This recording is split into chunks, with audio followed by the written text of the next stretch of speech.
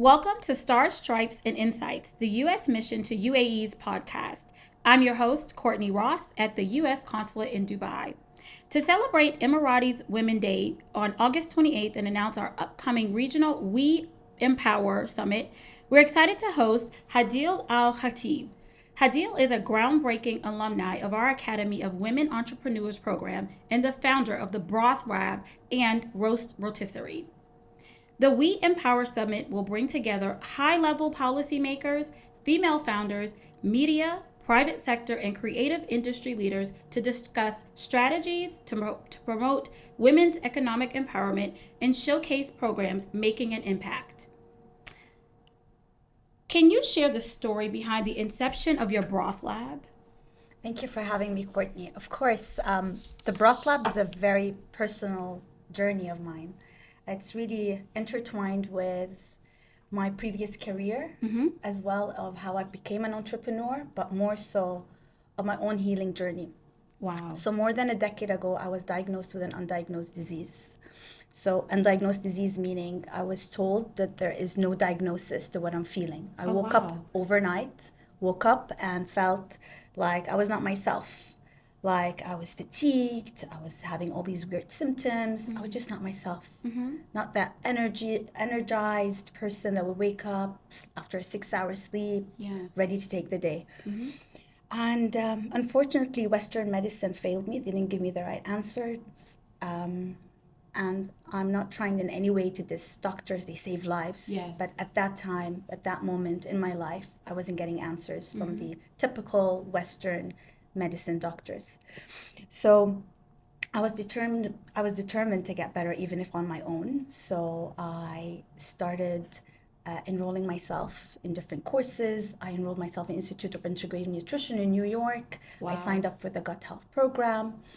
And only then did I really understood the true power and healing power of food, the medicinal power of food. I started replacing my morning coffee with bone broth. I started cooking all my meals instead of water with bone broth. I also added the vegan, a powerhouse of shiitake, miso, kelp, seaweed in my bedtime routine. And slowly the symptoms started leaving me. I started getting more energy, waking up better, feeling more nourished.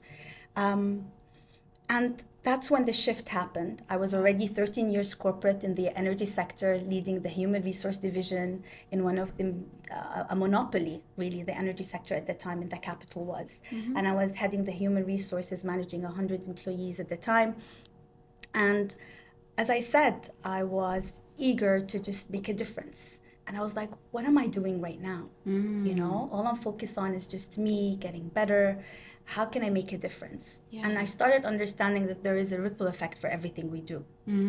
So if I can get better, if I can share the knowledge I gained with my inner circle, with my family, with my community, what could it do to the nation as a whole? Wow, amazing. So I started just on my page, really vouching and sharing the knowledge of how food can be medicine, how I healed myself from different diagnosis and or undiagnosis. And I was ready to launch the Broth Lab. I was ready to pack that liquid gold into a convenient manner so everybody else can try for themselves. Oh, we're so happy you did. That's like Oprah's aha moment. We're so happy you had that aha moment. So, how did your experience with gut health issues spark your passion to become a certified coach and entrepreneur in this field? You know, I wake up every morning knowing that there's a blessing in knowing your calling. Yes, truly. Like I always thought that I was just meant to do what I was supposed to do. You know, I had a master's degree in human resources. I was, very well dwelled in the energy sector. I was good at what I was doing. I was really good at what I was doing. I never really thought that was not my calling.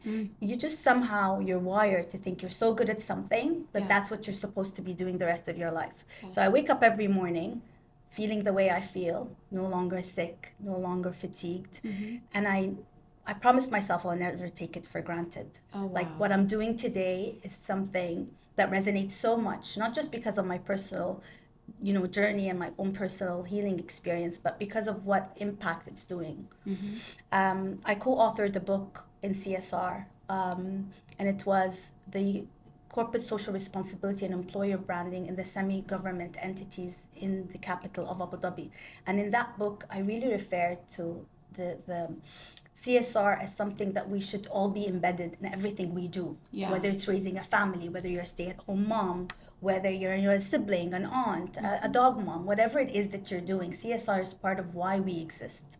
So I started looking at the concepts I was launching, and at the time I've just launched the Roost Rotisserie. I've became certified in gut health. I've just launched the Broth lab, and I started thinking that there is so much essence, there's so much reasoning and depth in what I was doing. There was the CSR and its calling on its own, and that's when I realized that this is my calling. I was here to send a message, whatever simple, small, negligible it may sound, but it was really a message that I had to articulate in the best way. And that's when my journey, along with my certification, along with the concept I was launching, just felt parallel. Wow. And I started educating the community, who would come to me and say, what do you mean gut health is connected with brain health? What do you mean bone broth? Is it the same as stock? Is it that cubes we use? And I would go like, no, let's go back to the beginning. Let's go back to the beginning. Let's go back to the ancestral superfoods, the way our grandparents used to eat. And one step at a time, I was emphasizing on building a community. And from that community, just creating that ripple effect I was talking about. And from there, it just somehow worked.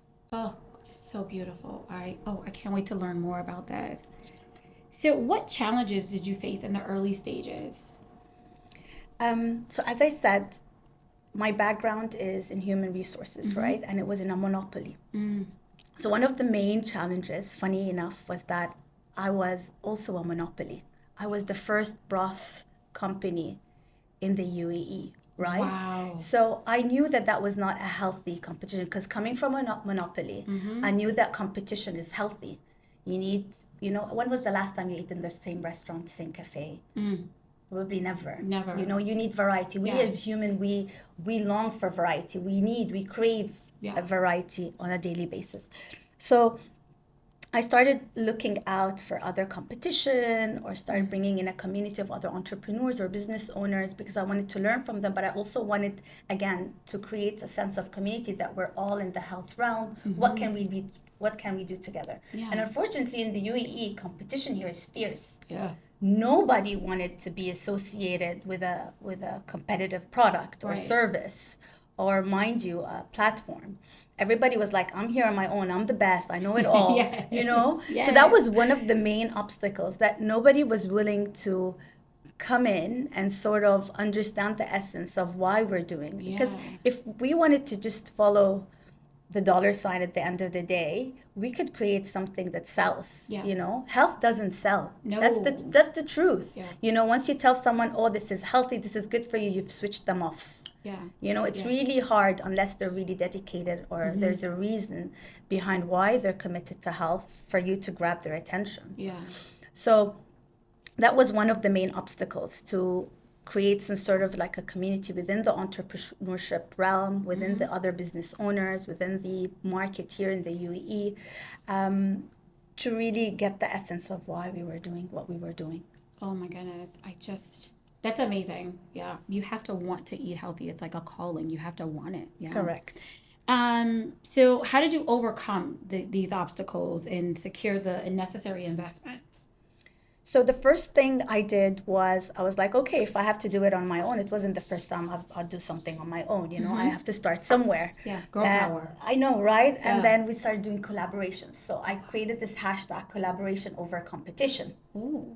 Collaboration over competition in everything. You're a small business owner, you're a woman that's trying to bring awareness to her concept. If you are someone who doesn't know where to start, come over. We can have a coffee or a cup of matcha or a broth together. Cup of broth, even better than coffee. And we can discuss it and we can do it. And then over the past, let's say, The Broth Hub was born in COVID. It's been over 4 years. I can't believe it's been 4 years. Wow. We've done over 280 collaborations with different women entrepreneurs. Different concepts, Yeah. whether it's as big as Birkenstock or as small as, Mooney and Gilles Design, or very different collaborations that all made sense for us to just collaborate and create a community where we can help each other, support each other, raise awareness about these amazing women-run businesses that nobody really is talking about, and just supporting local.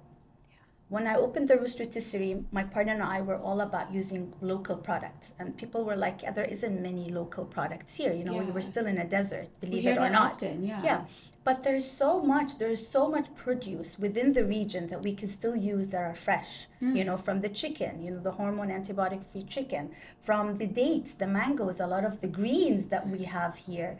But there's always something gourmet about saying it's exotic or it's from somewhere really, really far away that you can't get over, just for 5 minutes. And we wanted to change that. We wanted to support local concepts, but also support local produce. And along the process, strengthen the nation, but also the ties and the essence of why we're doing what we're doing. Well, always about the why. Always went back to the why we're doing it. You're like a superhero, superfood person. Definitely superfood. Not sure about the hero though yet. I love it. So you promote a holistic approach to gut health. Can you elaborate on how this approach integrates lifestyle and nutrition to create lasting transformations?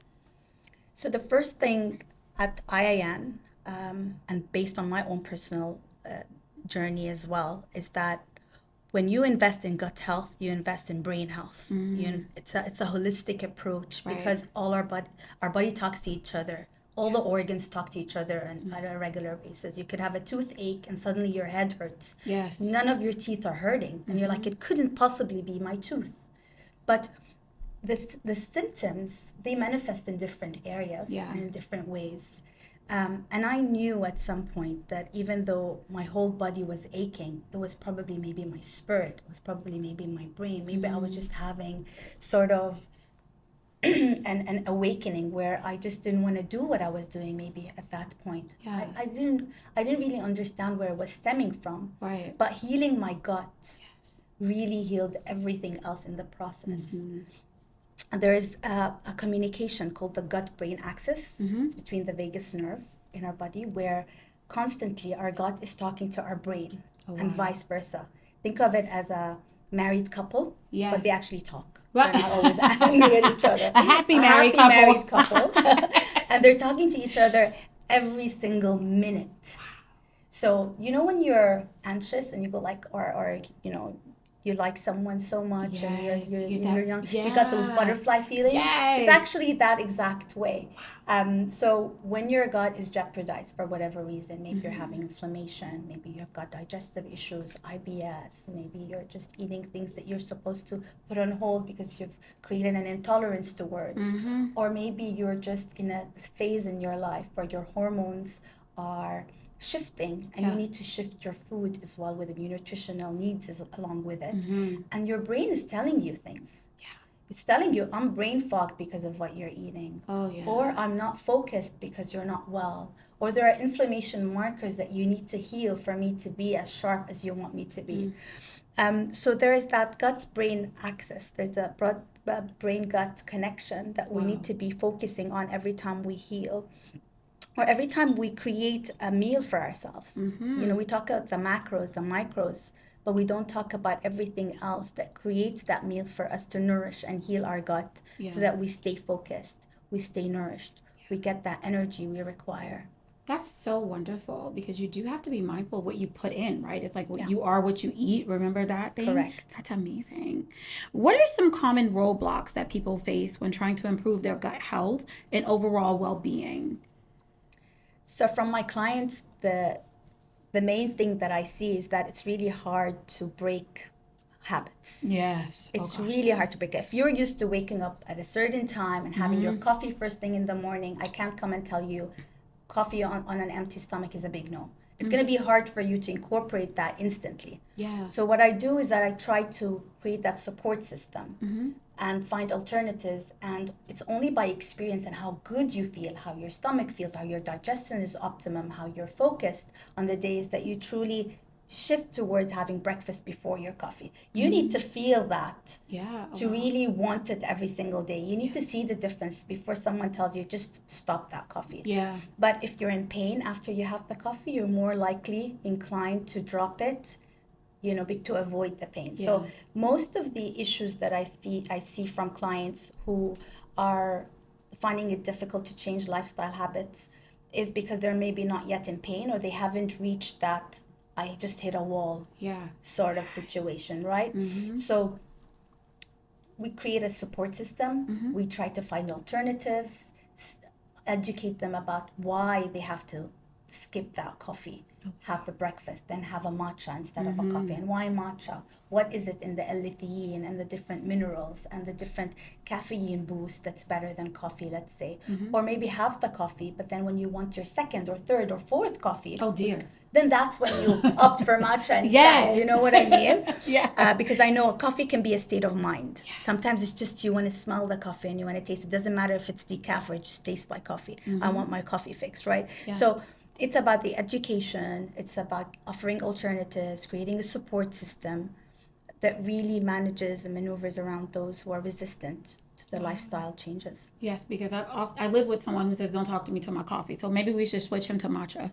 That could be a great possibility, because the caffeine boost in matcha is different than caffeine. So in the caffeine in coffee. So the coffee gives you that kick for the first 30 minutes, but then you get that fall and you need to refill it, right? Because you still want that high. Yeah. You still want that feeling that someone is pushing you through the day. Exactly, yeah. But with matcha, the caffeine is almost equal, but it's sustained. So over the period of 4 to 6 hours, imagine from 30 minutes, we've jumped to 4 hours. Oh, wow. You still have a caffeine boost, and you don't get the jitters, which is fantastic. Plus, it tastes phenomenal. It's really great for skin. It's really great for hair. It's really great for longevity. I mean, look at the Japanese. Yes. Matcha is something that they have to incorporate almost every single day. It seems like matcha is the way to go. It is. Wow. It truly is. It's a superfood. And we're talking about whether the chicken, the Roost, or we're talking about the Broth Lab or Kacha Matcha, but they're truly just superfoods. They're healing ancestral superfoods that have been here for like thousands and thousands of years. So incorporating certain superfoods that are easy to incorporate, like we're talking about matcha. It's so easy to have a cup of matcha every single day. You're not going out there, trying to add reishi mushroom or lion's mane into a liquid that is hard to digest. It's so easy to incorporate. You could really see the shift in energy. I'm like going to run out and get a cup of matcha now after this. So tell me this, what was it like pitching your business on Shark Tank Dubai?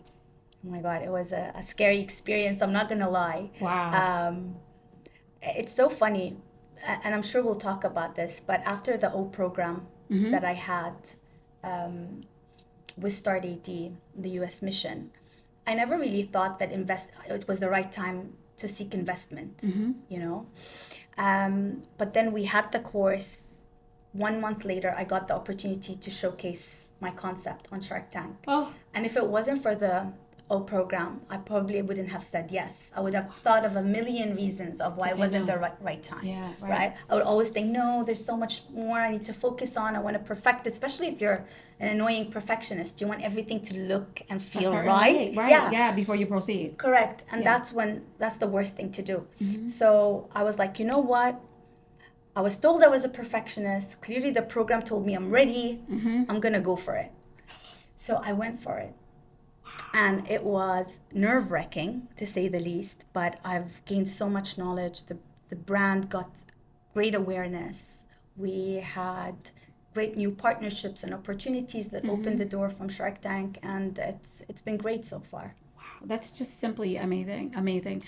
So how did that experience impact the trajectory of the Broth Lab? In many ways. It opened so many different opportunities for us. Like I said, there were new partnerships coming, new dealings, new collaborations, the expansion. I mean, the next step felt so natural. Wow.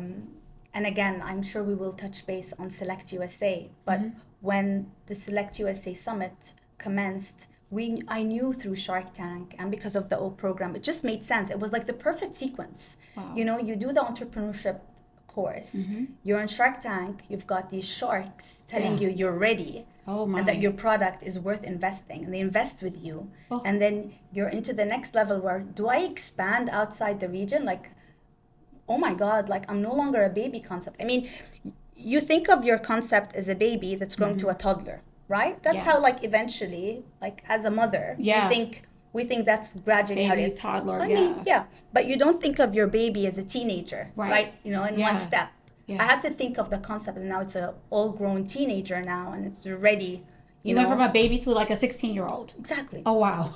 And that was scary for me, right? And that's when I was like, okay, I really need to think this through, and I really understand that there's so much happening right now. There's so many opportunities. Where do I envision the Broth Lab to go and be right now?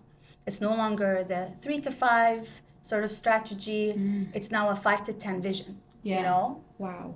Goodness grief. That is, I get like chills. So what's it like being featured on the Forbes 30-50 Women Summit in Abu Dhabi? Okay, so you know when you get these invites and you're like, oh my God, that's great. You know, it's like a pat on the back.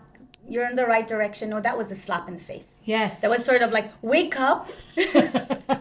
There's something you're doing right. And it's time for you to really think this through. And this is no longer a baby, like we were saying. This concept's no longer a baby. And one of the quotes that I shared on Forbes in Abu Dhabi was, stop thinking small, think big. Forget the box. That's what I said. Forget there's ever a box. Right. You know, I was always going by the industry rules, the market analysis, what we're supposed to be doing to be successful and financially viable. I had to drop all that. Yeah. I had to start thinking outside the box. There was no box. Yeah. And I started thinking that I got this opportunity because my concept is no longer a baby, no longer even a toddler. It's time to understand that the sky's the limit now. Wow, yeah. And it was so... Getting these emotions, thinking that way was great because it was an awakening on its own. It was that aha moment where, oh my God, my business is booming. That's great. But it also gave me a sense of responsibility where I'm no longer just winging it or doing things, you know, however way. It's time to really understand that this is potentially could be a global brand. Oh my goodness, that's just so amazing. So can you discuss your experience in attending the Department of Commerce Select USA Summit in June? So this is beyond wonderful. Like I was saying, I felt like everything came in sequence. Everything was in the right time. It felt right. It was a pivotal moment for me because I felt this was just where I was supposed to be. At the time. It just felt right.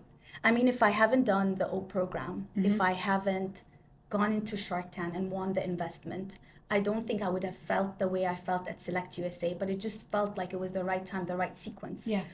And for me to be there, to meet different distributors, suppliers, to meet Her Excellency Martina Strong again and see her reassurance that the concept is worthy of being where it was, it just gave me like the heads up, like, you know, you go girl, you got this, you know, I can do it. Yes. Why not? The Broth Lab is Dubai born, proudly UAE based, but Yes. could be in the US and in many other countries beyond the region. So it was just an assurance again that we were on the right track, we were doing the right thing. But again, it was another big sort of like a responsibility that we gotta do things right, and we gotta think big. And Select USA gave me that platform. It was a great experience. And we're still commencing now. It's a whole year-long program, so it doesn't end there. So after the program, after the summit has ended, now the real deal happens, you know. This is where the communication starts. This is where we actually get the practicality of things. I'm also part of the IT program that the Select USA initiated for women. Oh, wow. So there's so much knowledge there as well to gain, because we're trying to add the IT element into the Broth Lab concept, that not just 15-hour simmered broth at your doorstep in 15 minutes. There's an IT element behind that happening. Yeah. So there's so much knowledge to be gained there. And then there's so much to happen. There's so much to do after that. Oh my goodness. Yeah, you went definitely from baby to like teenager, like right there. Oh my goodness. So, what impact did participating in the State Department's Academy for Women Entrepreneurs have on your entrepreneurial journey? It was so beautiful meeting all these like-minded women. Yeah. First of all, it was just so nice. Like I Yeah. said, the main obstacle in the beginning was finding that community, right? Yes. To bring us all together, to understand why we're in the health and wellness, why we're Yeah. doing what we're doing, all the whys. And being at the O program gave me that sort of sense of community where we're all like-minded entrepreneur women. Um, they're trying to make a difference in our very little ways, big ways, whatever it is, different industries, different products or services. So it was so nice to find your tribe. Mm, that is beautiful. It felt so good to be part of that community. Yeah. And the O program not only gives you the right set of skills, Yeah. the practicalities, all the know-hows, but it also gave you a sense that it's okay to get stuck.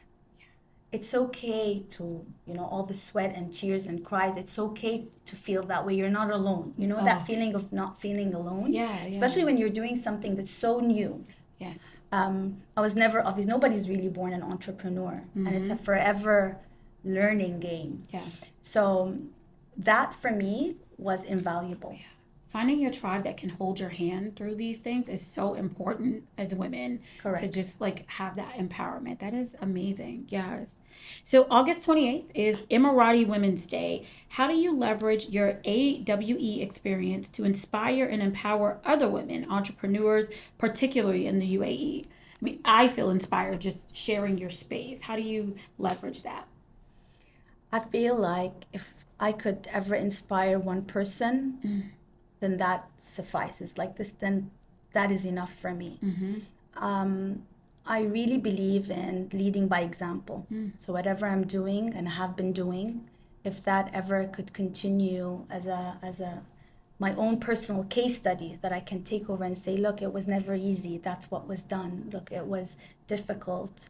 I had my own demons and health issues and so much struggle in the process. But if I can make it through this far, then definitely so many women can. So if I can inspire and help in any way, whether at a health level, because of my practice as a certified health coach, whether as an entrepreneur leading these 3 different healthy concepts, or just as a woman, as a mother, if there's any way I can inspire or help someone, my door is always open. My number is always shared. My email is always on my business card. So I always try to share, like, if there's anything I can help with, then please do reach out. Because at the end of the day, we can't say, oh, we need to find our tribe if we're not contributing to be part of one. Yeah. So I'm very wary that if I need to change the way the community is here in the UAE, then we need to start by ourselves. Oh, yeah.